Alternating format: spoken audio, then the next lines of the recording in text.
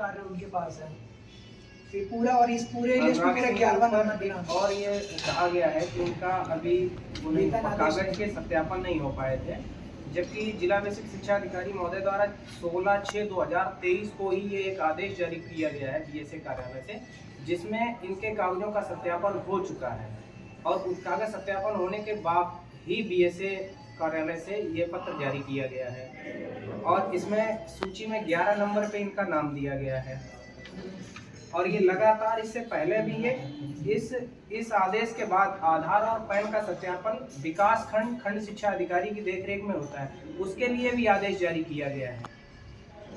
और उसके बाद ही एक ये जो आरोप लगाया गया कि इनसे पटल से कोई मतलब नहीं है, पांडे जी के पास कोई पटल नहीं है, गुगरापुर पटल का चार्ज भी पांडे जी के पास है, उनको विजिलेंस ने पकड़ा है, उसका भी आदेश दिया गया है कि ये गुगरापुर के बाबूजी हैं, लिखित का कार्य देखते हैं।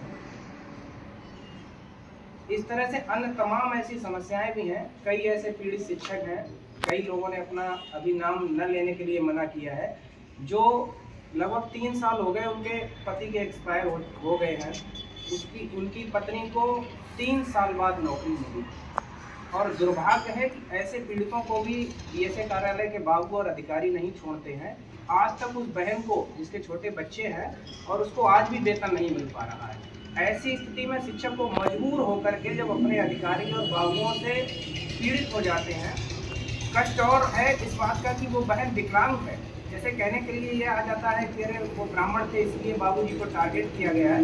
मैं बहुत खुले मन से ये कह रहा हूँ, आप लोगों के सामने कहता हूँ कि बाबू और अधिकारी कभी ये नहीं देखता है कि सामने वाला बंदा मेरी जात का है, मैं उसका काम फ्री में कर दूँ। तमाम ऐसी शिकायतें ब्राह्मण परिवारों से ही मेरे पास आती हैं, इनसे पैसा लिया गया और इस बहन को भी 3 साल हो गए, आज तक इसका पैसा नहीं इसे मिला, वेतन नहीं मिला। इसके छोटे छोटे बच्चे हैं, ऊपर से ये विकलांग है, कानपुर से आती है। अब वो मजबूर है। ऐसे में अगर कोई, जब हमें न्याय नहीं मिलेगा हमारे अधिकारियों से और बाबुओं से, तो निश्चित रूप से हमें दूसरी एजेंसी के पास जाना पड़ेगा। और तब की स्थिति में अगर कोई एजेंसी के पास चला जाता है तो अनुराग जी जैसे उन पर दुर्भाग्यपूर्ण कार्रवाई की जाती है कि पीड़ित पे ही कार्रवाई कर दो कि कोई दूसरा पीड़ित ऐसे लोगों के खिलाफ आवाज ना उठा पाए। लेकिन मैं आप सभी के सामने ये कहना चाहता हूँ, प्रत्येक शिक्षक जिसके साथ अन्याय होगा, मैं और मेरी टीम उसके साथ खुले मंच पे लड़ाई लड़ेगी, जैसा कि हम पहले भी लड़ते आए हैं और हमारे ऊपर कार्रवाइयाँ हुई तो हम लोग उससे घबराने वाले नहीं हैं।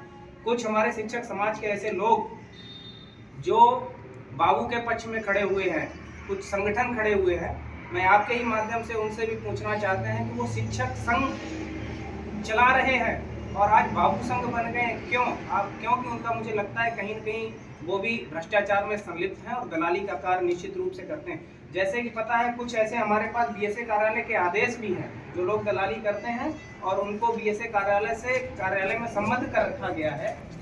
ऐसे आदेश हैं हमारे पास नाम से कि वो लोग बीएसए कार्यालय में दलाली करते हैं। आखिरकार 2-2, 3-3 साल से ये लोग वहाँ पे संबद्ध हैं और उसके सत्यापन के लिए इन्हें संबद्ध किया गया है और 3 साल में शिक्षकों का सत्यापन नहीं हो पाया। ये दुर्भाग्य की बात है। इसमें नाम है राकेश सक्सेना है, ARP है, सौरभ दीक्षित हैं, आकाश मिश्रा हैं, ऐसे तमाम सारे लोग, 10 लोगों की ये सूची है। ये लोग बीएसए कार्यालय में संबद्ध रहे 69,000 भर्ती के सत्यापन करने के लिए।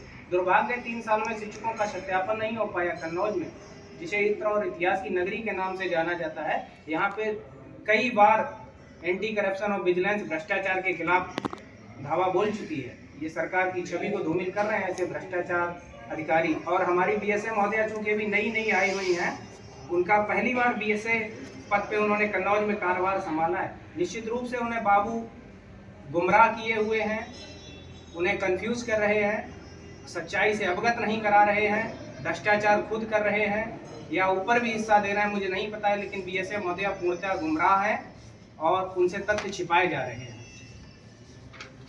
एक ये सूची है, मैं आपके सामने दिखाना चाहूँगा। 69,000 के लगभग 1500 टीचर लगभग नियुक्त किए गए थे और 600 शिक्षक जो हैं वो आज भी वंचित हैं, उनको आहरण नहीं हुआ, एरियर आहरण नहीं हुआ।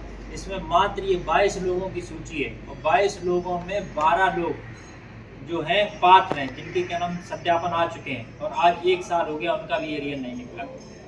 ठीक। और दूसरा होता क्या है कि जैसे जो भी सत्यापन आता है, जो गोपनीय आख्या होती है, सत्यापन की जो आख्या होती है वो गोपनीय आख्या होती है, वो कैंडिडेट को पता नहीं होती।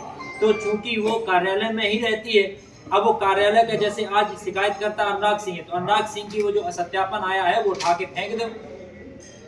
तो ये आदेश उसी के, ये गवाही आदेश ये गवाह दे रहा है कि पहले जो तुमने BSNO आदेश 16/6/2023 में निकाला था, तो क्या ये फर्जी आदेश निकाला था कि ये पात्र नहीं था? उस समय पात्र था। तो उसने जब ये शिकायत की, जब उसका एक्सीडेंट हुआ, वो क्या नाम भर्ती था, तो उसको उसने जब शिकायत की कि मैडम मैं बहुत परेशान हूँ, मेरी पत्नी जो है इमरजेंसी में भर्ती है, ऑपरेशन हुआ है, मुझे पैसे की ज़रूरत है, तो मैडम को सुन लेना चाहिए।